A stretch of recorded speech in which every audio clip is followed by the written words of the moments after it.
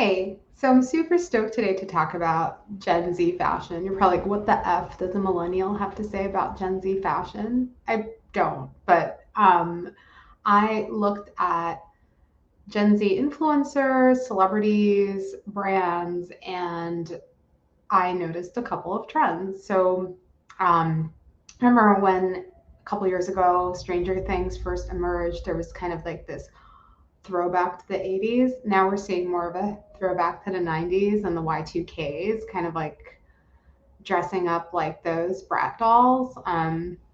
With the almost kind of like that first Britney Spears video with the pink like scrunchies. So there's a bit of that.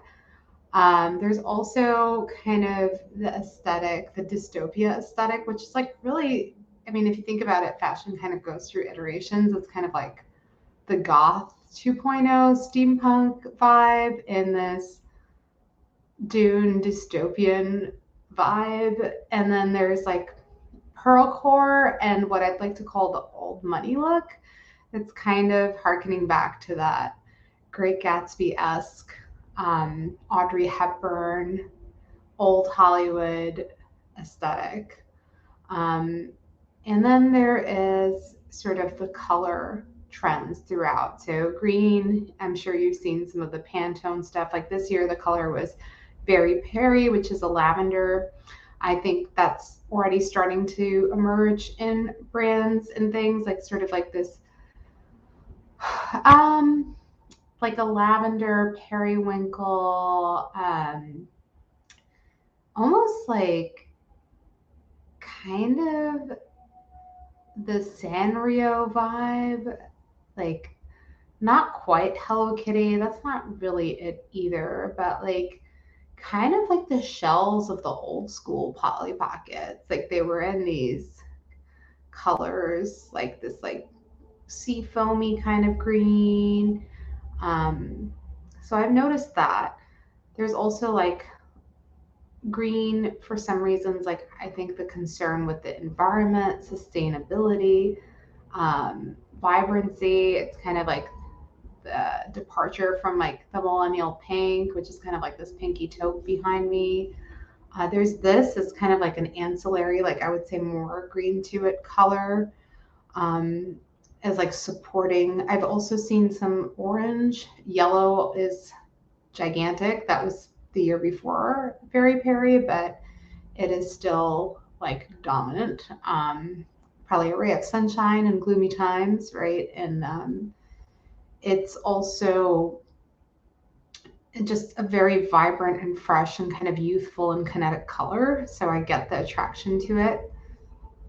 And it's funny because you sort of see styles recycling, which is fashion, but a new spin on it. So some of the stuff that I saw my mom wearing in the 70s, like that knitwear, but it's like more rainbow and like a finer knit now. There is kind of the stuff that I wore or my cousins wore in the 90s that like Kurt Cobain, Courtney Love, like, Doc Martens, like crop top and like slip dress look.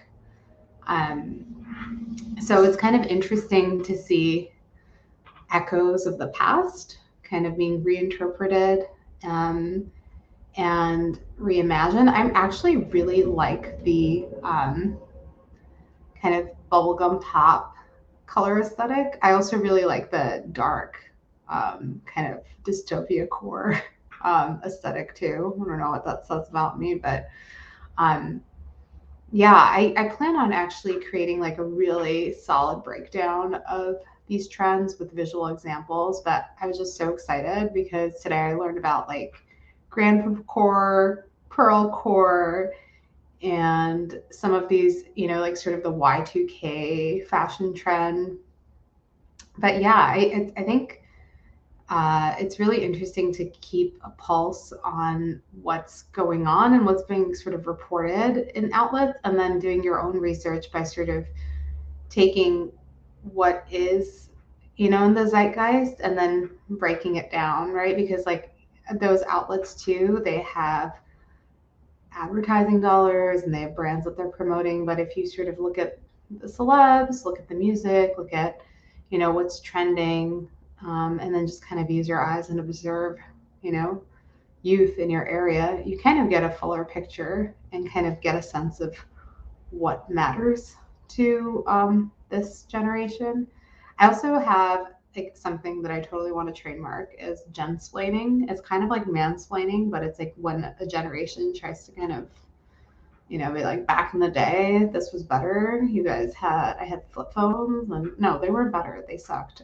They barely took, I don't know, what was it, like 1 megapixel or something. So yeah, I'm sure there's things that you miss from your childhood, but there are a lot of better things now too. And there are a lot of worse things like melting ice caps more and stuff like that. But yeah, so I think keeping a pulse on the generation that you're not in, and that goes the reverse way too. Like look at what's being marketed to Gen X and baby boomers and et cetera and all that. So this way you get sort of a sense of maybe how, as like a consciousness, we're evolving and what fears, anxieties, aspirations um, product sellers are using to appeal to us, and maybe be more conscious of some of the manipulations behind habits. So yeah, that's kind of my spiel. But again, I'm so awkward on camera. I prefer the written form. So yeah, that's it. And